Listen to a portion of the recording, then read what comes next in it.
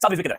अच्छा फिर नाज़रीन एक और चीज है कि पाकिस्तान के अंदर नजर आ रहा है कि इस मसले जमात को यूटिलाइज किया जा रहा है, इसे खत्म किया जा रहा है। अच्छा इन्हें लाया क्यों गया था, इन्हें स्पेस क्यों दी गई थी, हमने ये सब कुछ देखा है कि इन्हें फैसिलिटेट किया गया नाज़रीन। इमरान खान की हुकूमतों, नून लीग की हुकूमतों, उन गवर्नमेंटों को कमजोर करवाया गया इनके जरिए, फैजाबाद को बंद करवाया गया, कितने लोगों की एम्बुलेंस के अंदर डेथ हो गई, पूरे के पूरे शहर नाज़रीन चौक हो गए, पंजाब चौक हो गया, मीडिया फुल धड़ाधड़ इन्हें कवर दिया करता था। तो इन्हें नाज़रीन परवान चढ़ाया गया, इन्हें स्टोरी हाइप दी गई और हाइप यहां तक पहुंच चुकी थी कि नाज़रीन ये खतरा बन गए थे। और इन्हें आपको हकीकत बता रहा हूं, अल्लाह रहम करे, अल्लाह माफ करे नाज़रीन, इसको इसके अंदर डर लगता है ये बातें भी करते हुए।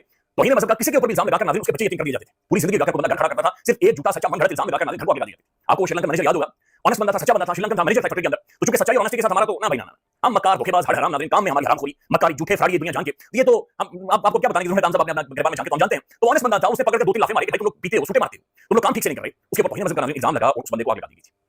क्रिश्चियंस की जिंदगी इस मुल्क के अंदर अजीरन बना दी, यकीन माने उनकी कॉलोनीज को आग लगा दी। और ये चीजें मजहब में ट्रांसलेट हो गई, ये चीजें पाकिस्तान से बाहर जा रही थी, क्योंकि उसकी वजह ये थी कि नारे लगाते थे लब्बैक लब्बैक लब्बैक, उसके बाद नाज़रीन हालांकि इस्लाम अमन का मजहब है, ये गले लगाता है, ये सीने से लगाता है, ये बिठाता है, ये समझाता है, ये फैसिलिटेट करता है, ये अमन की बातचीत करता है। लेकिन नाज़रीन ये सिर्फ नारा लगाना था, उसके बाद बस चढ़ दौड़ वाली इसमें चल। तो नाज़रीन हमारा रियासत से शिकवा ये है कि भाई आपने ये सब कुछ क्यों किया था, हमें जरूरत नहीं थी। आज आप अगर ये कर रहे हैं तो ये ठीक कर रहे हैं, ये बिल्कुल ठीक कर रहे हैं, ऐसा नहीं होना चाहिए। ऐसे किसी भी एक शरपसंद ग्रुप को या किसी कोई भी ऐसी हार्डलाइन जमात इस मुल्क में नहीं होनी चाहिए। आप पॉलिटिक्स का बिल्कुल करें, आप सियासत का बिल्कुल करें, आप एक मजहबी पॉलिटिकल पार्टी बिल्कुल आपका राइट है, आपको होना चाहिए, लेकिन झूठे इल्जाम लगाकर नाज़रीन फतवे लगाकर इस तरह की गुफ्तगू बातचीत करके ये नहीं होना चाहिए इस मुल्क के अंदर। तो ये नजर आ रहा है कि नाज़रीन जमात को बाकायदा से न्यूट्रलाइज किया जा रहा है, इसे अब नजर आ रहा है कि खत्म किया जा रहा है, बेशुमार फायर हो चुकी हैं, इनके जो तमाम टॉप लीडरशिप है, है सबके ऊपर फायर, हाफिज साहब साहब के ऊपर फायर, अनस रिजवी के ऊपर फायर, सबके ऊपर मुकदमा कर लिए गए हैं। तकरीबन 100 108 बंदा गिरफ्तार हो गया, मजीद गिरफ्तारी होने वाली है, या महसूस किया जा रहा है कि फिलहाल के लिए इन्हें मुकम्मल तौर पर न्यूट्रलाइज किया जाएगा। अब नाज़रीन सवाल ये है कि साहब रिजवी साहब हाफिज साहब रिजवी उनके बारे में कोई इत्तला किसी के पास नहीं है। मंसूर अली खान साहब कहते हैं कि जो लास्ट पेशेंट केस हुई वो कुछ नहीं से हुई। कल मंसूर अली खान साहब ये कह रहे थे कि आईजी पंजाब के जरिए उन्हें ये पता चला है कि साहब रिजवी साहब को गोली लगी बल्कि वो ठीक ठाक है। तो नाज़रीन सब अपने अंदाज़े लगा रहे हैं या फिर उन्हें कोई छोड़ देता है, वो छोड़ देते, बट सबको पता है कि वो कहां पर है। ठीक है, शुक्र है अल्हम्दुलिल्लाह।